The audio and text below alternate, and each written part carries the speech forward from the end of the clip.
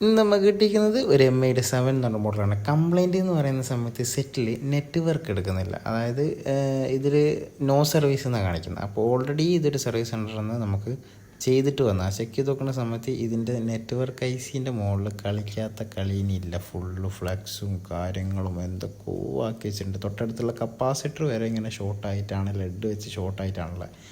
അപ്പോൾ നമ്മൾ എന്തായാലും ഇതിൻ്റെ മുകളിൽ അധികം കളിച്ചത് കൊണ്ട് തന്നെ നമുക്ക് എന്ത് ചെയ്യണം, ആദ്യം നെറ്റ്വർക്ക് IC മാറ്റണം. അപ്പോൾ നമ്മൾ ആദ്യം ഫുള്ള് നമ്മളതിൻ്റെ മുകളിലുള്ള ഫ്ലെക്സ് കാര്യങ്ങളൊക്കെ ബഡ്സ് വെച്ച് ഫുള്ളായിട്ട് ക്ലീൻ ചെയ്തെടുത്ത് എന്നതിന് ശേഷം നമുക്ക് ആ നെറ്റ്വർക്ക് IC മാറ്റിയിട്ട് വേണം ബാക്കിയുള്ള പരിപാടി തുടങ്ങാൻ. കാരണം അത്രക്കും അതിൻ്റെ മുകളിൽ ഹീറ്റ് അടിച്ചിട്ടുണ്ട്.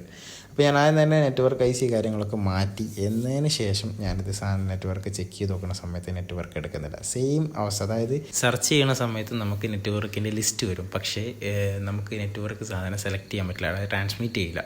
അങ്ങനെയുള്ളൊരവസ്ഥയാണ്. അപ്പോൾ ചെക്ക് ചെയ്ത് നോക്കുന്ന സമയത്ത് ഇതിൻ്റെ നെറ്റ്വർക്ക് IC, അതായത് WTR2965ൻ്റെ തൊട്ടടുത്ത് ഒരു റെസിസ്റ്റർ ഉണ്ട്.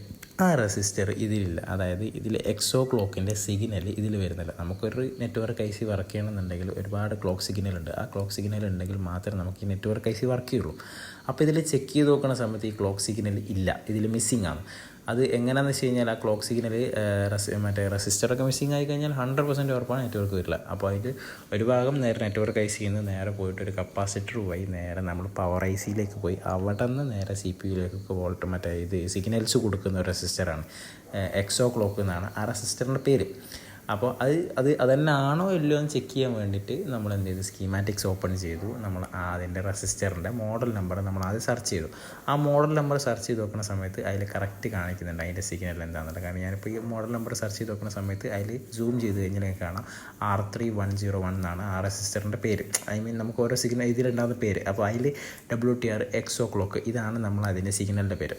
അപ്പോൾ ഈ എക്സോ ക്ലോക്ക് എന്നുള്ള സിഗ്നൽ ആയതുകൊണ്ട് തന്നെ എന്തായാലും 100% വേണ്ടതാണ്. അതായത് ഇന്നാണ് വരുന്നത്. ഇപ്പം നെറ്റ്വർക്ക് ICയിലേക്ക് WTRലേക്ക് ഇന്നായിട്ട് വരുന്ന സിഗ്നലാണ് വരുന്നത്. അപ്പോൾ ഞാൻ വാല്യൂ നോക്കാണ്ട് ജസ്റ്റ് ഒരു WTRൻ്റെ അടുത്തുള്ള ഒരു റെസിസ്റ്റർ അതിന് എടുത്തിട്ടു, പക്ഷേ നടന്നില്ല. അങ്ങനെ ഞാൻ എൻ്റെ അടുത്തുള്ള ഒരു പോക്കോ M3 എന്നുള്ളൊരു ബോർഡിൽ ഞാൻ ആ റെസിസ്റ്റർ തപ്പിയെടുത്ത്, അതായത് ഏതാണോ ആ റെസിസ്റ്റർ, ആ സിഗ്നൽ ഏതാണെന്നുള്ളത് ഞാൻ തപ്പി എക്സോ ക്ലോക്ക് എന്ന് സെർച്ച് ചെയ്ത് നോക്കുന്ന സമയത്ത് WTR RFC ക്ലോക്ക് എന്ന് പറഞ്ഞൊരു പേര് വരുന്നുണ്ട്. അതായത് എക്സോ ക്ലോക്ക് തന്നെയാണ്.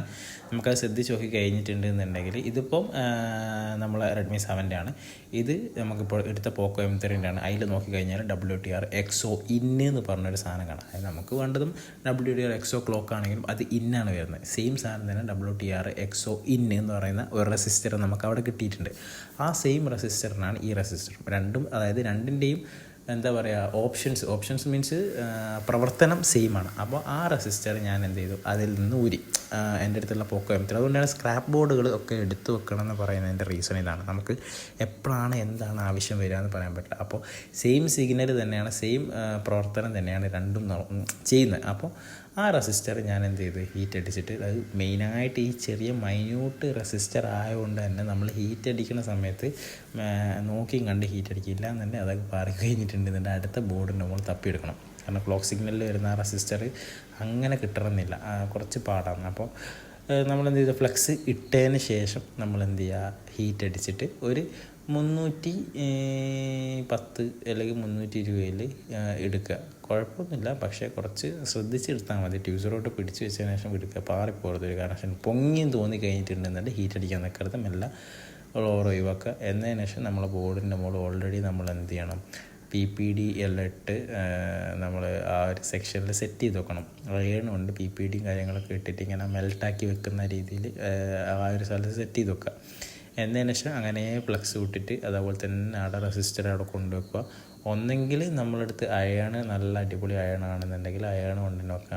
ചില ആൾക്കാർക്ക് എത്ര അടിപൊളിയാണെങ്കിലും അയണ് കൊണ്ട് വെച്ചിട്ട് ഒരു രസം കിട്ടില്ല, എന്താ ഒരു തൃപ്തി കിട്ടില്ല.